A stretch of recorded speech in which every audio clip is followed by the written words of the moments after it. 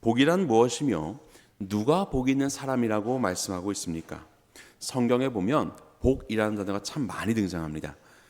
크게는 구약 성경에서 두 가지의 복이 등장을 하는데, 첫 번째가 가장 많이 쓰이는 복이라는 단어고, 두 번째가 오늘 본문에 쓰이고 있는 복이라는 단어입니다.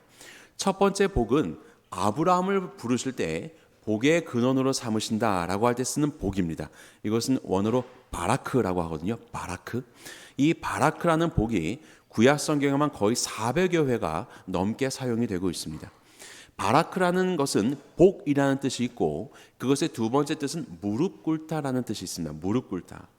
그래서 이것은 무릎 꿇고 순종하는 자에게 하늘로부터 임하게 되는 하나님의 복, 세상에서의 어떤 복을 넘어서는 위대하고 크신 복들을 말할 때 이 바라크라고 우리가 이해하면 좋을 것 같습니다.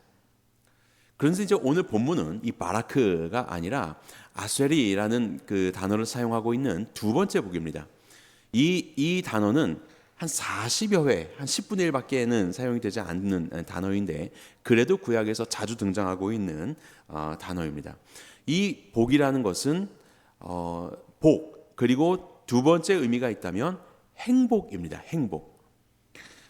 바라크라는 것이 무언가 위에서부터 오는 복이라고 하면, 지금 여기서 나오는 아슈레라고 하는 복은 행복, 내면에서부터 이뤄오는 즐거움과 기쁨과 행복을 말하는 것이죠.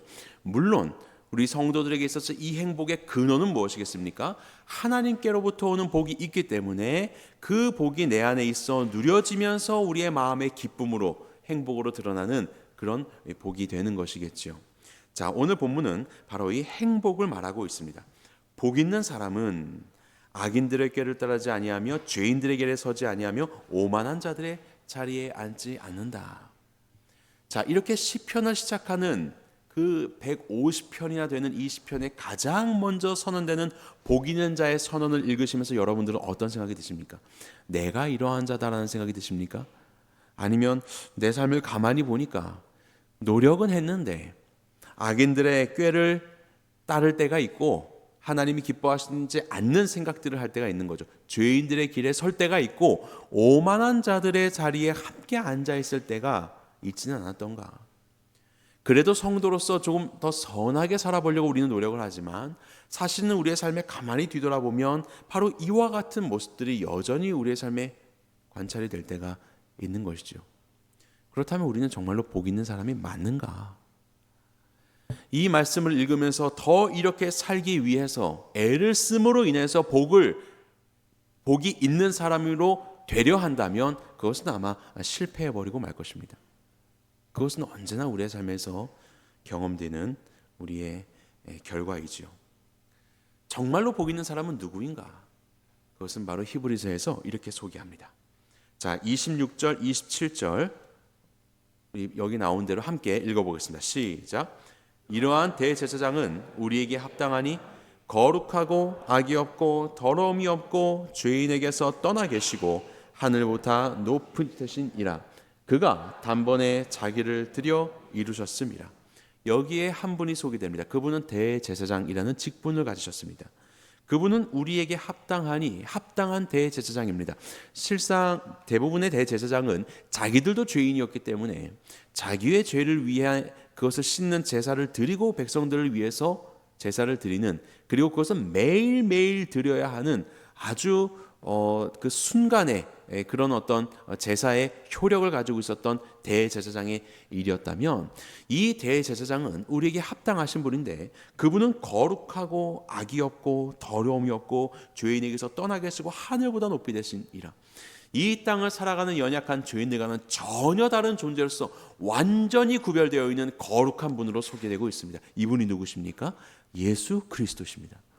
우리 예수님은 이와 같이 전혀 모든 것에서 악인들의 꾀를 따르지 아니하고 죄인들의 길에 서지 아니하며 오만한 자들의 자리에 앉지 아니하신 분, 그야말로 하늘 저 높은 곳에서 하늘 위에 하늘의 보좌에 앉아 계시는 분이 바로 예수 그리스도셨습니다.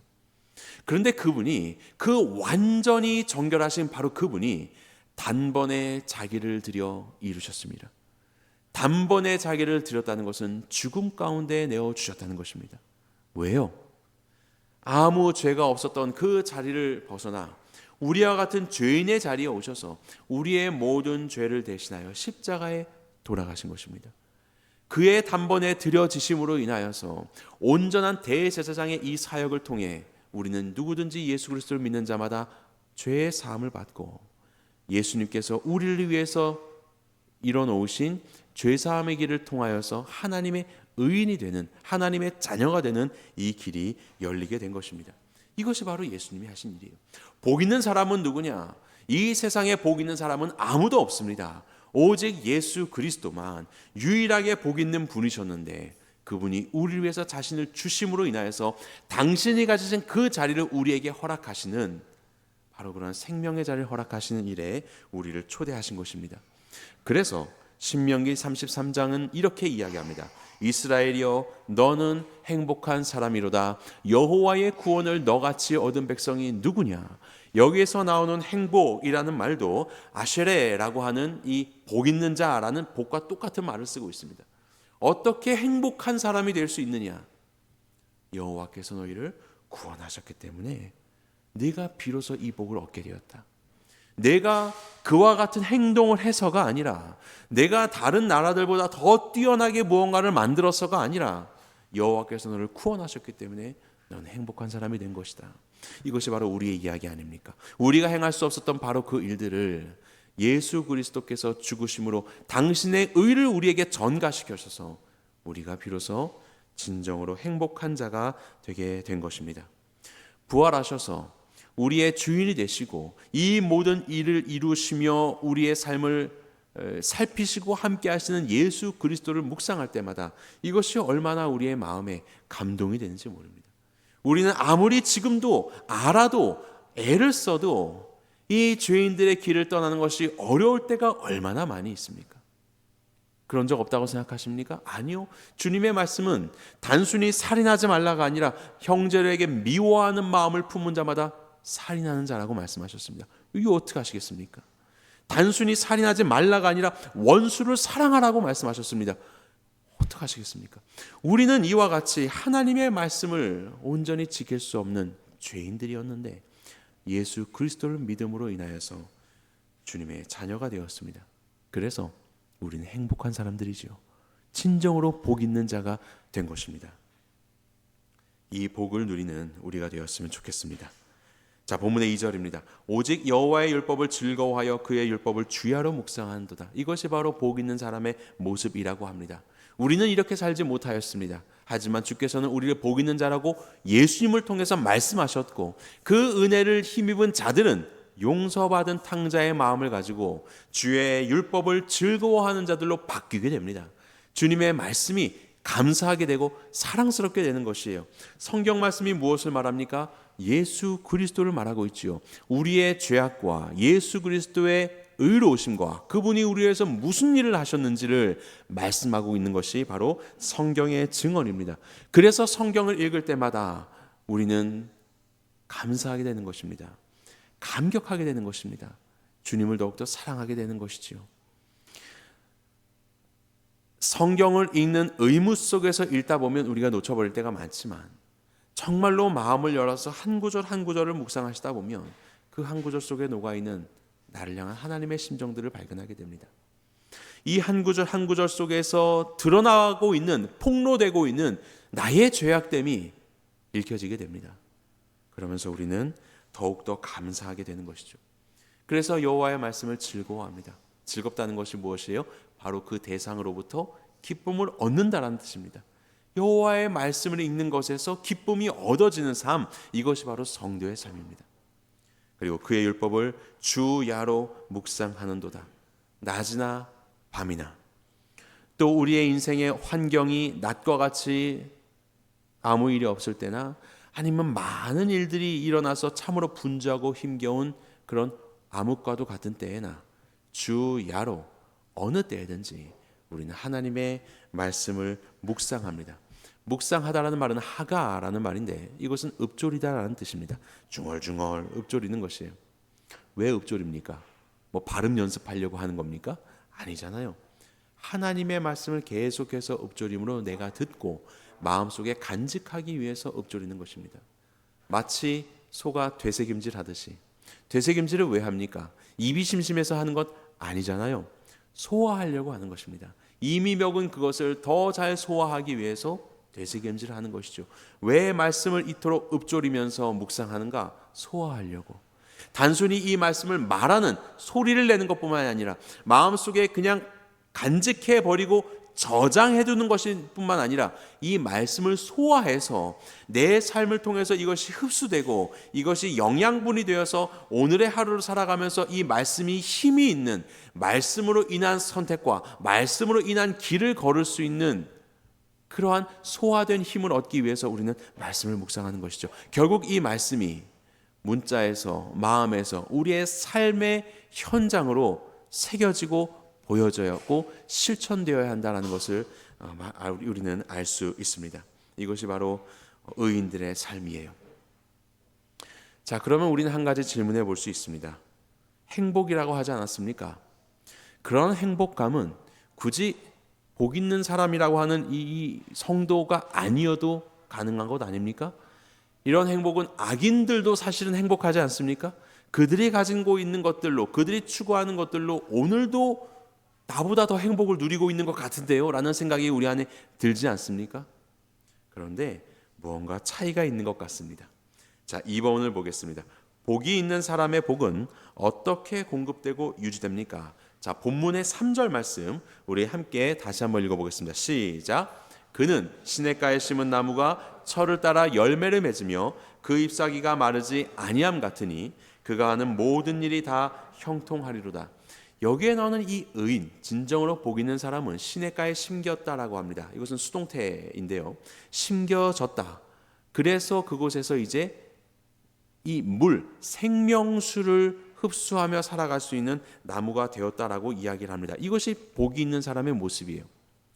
그러면 이렇게 뿌리를 깊이 내려서 그렇게 양분과 물을 흡수하여서 자라갈 터인데 그 나무의 모습은 분명히 이럴 것입니다. 뿌리를 내렸기 때문에 그 나무는 쓰러지지 않습니다. 뿌리를 내렸기 때문에 쓰러지지 않는 거예요. 바람이 불을 때 흔들릴 수는 있겠지만 그 깊은 뿌리로 인하여서 이 나무는 아주 넘어지지 않습니다. 주의 말씀도 우리에게 이렇게 말씀하시죠. 그는 넘어지나 아주 엎드러지지 아니함은 여호와께서 그의 손으로 붙드심이로다. 이것이 바로 말씀 가운데 뿌리 내리고 있는 성도들의 모습입니다. 내가 말씀을 붙잡고 내가 말씀을 읽고 내가 말씀을 묵상하고 소화하려고 애를 쓰고 그렇게 말씀을 붙잡으려고 그렇게 애를 쓰며 살아가는데 어느 순간 소화되어 있는 그 말씀들이 결국 나에게 양분이 되어서 나를 지탱해주고 그 말씀이 나를 붙잡아줘서 어떠한 인생의 순간 속에서 말씀으로 인하여서 이겨낼 수 있는, 말씀이 나를 붙잡아서 내가 아주 엎드러지지 않게 되는 그런 경험들을 하게 되는 것입니다. 말씀에 뿌리를 내는 성도의 삶인 것이죠. 그리고 어떠한 그 이스라엘의 척박한 기후 속에서도, 이스라엘은 물이 부족하고 건조한 기후지 않습니까? 그런 척박한 기후 속에서도 말씀에 뿌리 내린 시냇가에 심겨진 나무는 자랄 수 있는 것입니다. 버텨낼 수 있는 것입니다. 결코 시들지 않는 것입니다. 그래서 두 번째, 이렇게 시냇가에 심겨진 나무의 모습, 한 가지 더 기대할 수 있는 것은 무엇입니까? 결실을 맺는다라는 겁니다. 철에 따라서 저와 여러분들의 삶 속에서 우리가 말씀에 뿌리 내리며 그렇게 살아갈 때 지금 당장은 아닐 수 있겠지만 각자의 삶에 맞는 계절에 따라 하나님께서 그때의 결실을 맺게 하시는 것입니다. 그래서 숱한 비바람과 태풍 속에서도 말씀에 뿌리 내려서 말씀에 붙들림 바 되어서 이겨나가고 있는 성도의 삶을 보면 그야말로 아름다운 결실로 보여지게 되는 것이죠. 이전에 오랜 세월 동안 그 한 교회에서 열심히 교회를 위해서 기도하시고 묵묵히 섬기셨던 한 권사님을 만난 적이 있었는데 그분과 교제하면서 이렇게 보니까 거목이 보이는 겁니다. 거목이. 그냥 눈에 보이기에는 허리도 굽고 작고 연약한 한 노인에 불과하겠지만, 할머니에 불과하겠지만 정말 그분과 교제하면 그야말로 이 교회의 큰 거목이다. 이런 느낌이 들어질 정도의 아름다운 나무, 굳건한 나무, 그 많이 열려지는 결실들이 떠오르는 그런 분을 만난 기억이 납니다. 바로 이것이 시냇가에 심겨진 나무이지요.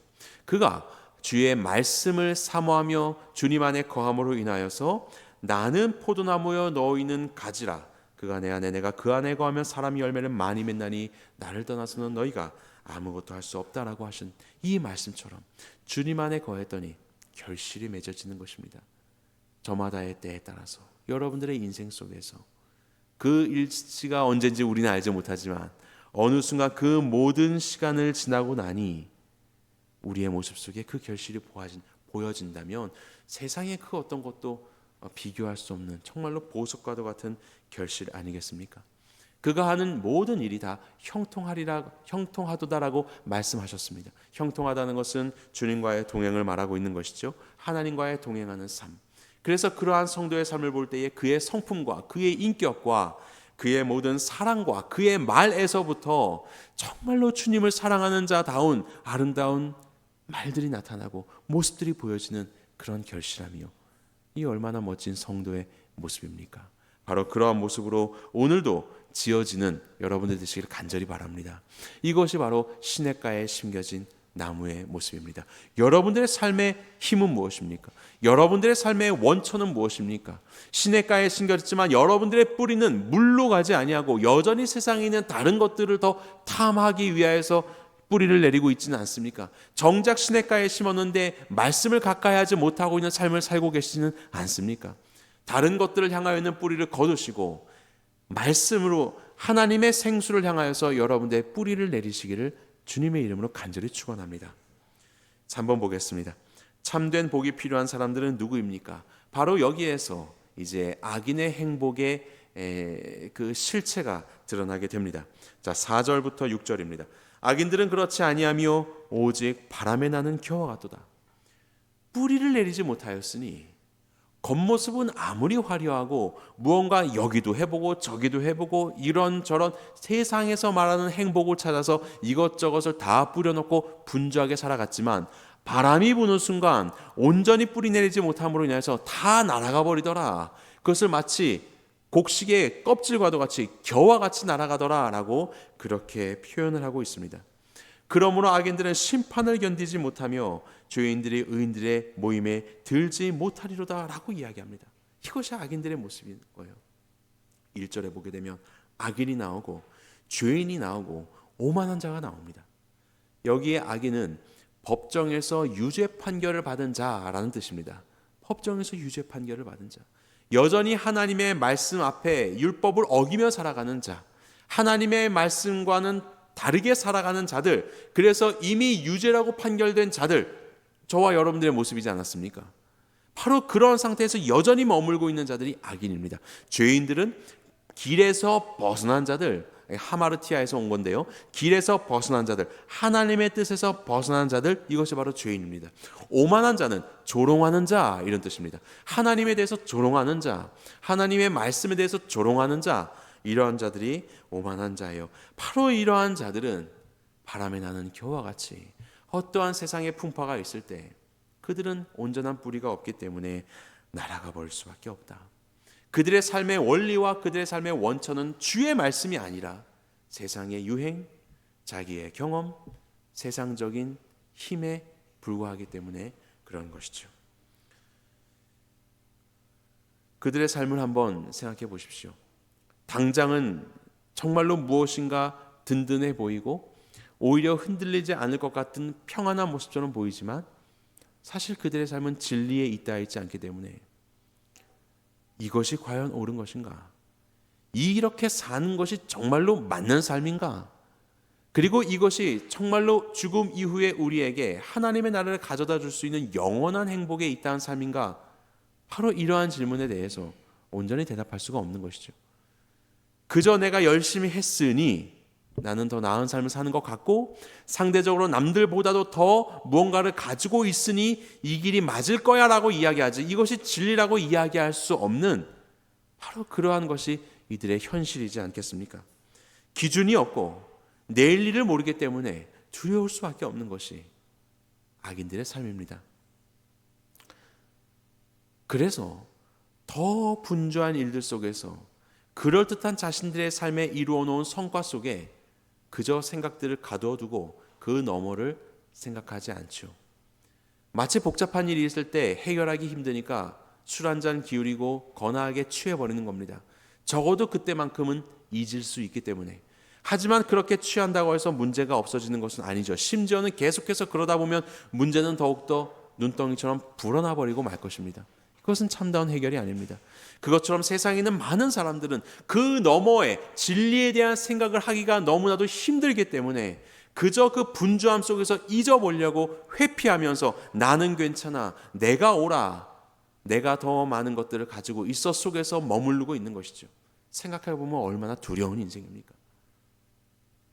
얼마나 바람이 불면 날아가 버릴 겨와 같은 인생입니까? 이러한 악인들은 심판을 견디지 못하며 의인들의 모임에 들지 못하더라. 준비되어 있지 않기 때문에 하나님의 심판을 견딜 수 없고 그들은 그의 죄값을 받을 수밖에 없는 그런 연약한 삶이 된다라고 말씀하고 있습니다. 자기가 주인 된 자들, 그들 스스로의 삶을 책임질 수 없습니다. 그래서 우리는 예수 그리스도 앞에 엎드려야 되는 것이죠. 예수님이 나의 주님이십니다. 예수님이 내 삶의 원천이십니다. 주의 말씀 안에 살겠습니다. 그 삶이 우리를 살리고 그 삶이 우리를 진리로 인도하며 그러한 삶이 우리의 삶 가운데 진정한 결실을 맺게 합니다. 시편 1편은 복 있는 자라고 시작하지만 망하리로다 라는 말로 끝납니다. 아주 무서운 이야기죠. 이것은 우리에게 경고하고 있는 것입니다. 이 망해가는 세상의 수많은 그 제갈길을 잃어버린 사람들, 시냇가에 심겨지지 않은 그 광야 속에서 얕은 뿌리 내리면서 그럴듯하다라고 스스로 여겨버리고 사는 사람들에 대해서 우리의 사명은 무엇입니까? 우리에게 주시는 이 경고의 말씀은 무엇입니까? 그들에게 우리가 심겨진 바로 이것이 진정으로 우리가 살 수 있는 시냇가라는 것을 알려야 하는 것 아니겠습니까? 우리의 삶의 모습에서 하나님이 기뻐하시는 말씀으로 인한 결실을 맺음으로 세상의 그런 풍파 속에서 그들은 바람의 겨와 같이 날아가 버릴 수밖에 없는데 우리는 굳건히 서 있는 모습으로 남들이 말하는 그 고통의 때와 고난의 때와 때로는 어떠한 세상의 모든 순간 속에서 그들과는 조금 다른 모습으로 하나님의 말씀이 생명이라는 것을 보여주는 모습으로 우리가 그곳에 서게 될 때에 날아가는 겨들은 우리를 보지 않겠습니까? 그리고 우리의 결실된 그 모습을 보고 저 사람은 무언가가 있구나. 보기에는 똑같아 보이는 땅이지만 그 밑에 뿌리는 무엇인가 생명에 있다 있구나. 진리에 있다 있구나. 나도 그가 심겨진 바로 그곳에 나도 심겨지고 싶다라고 하는 바로 그러한 마음에 감동을 줄 수 있는 나무가 되어야 하지 않겠습니까? 결실을 맺는 것.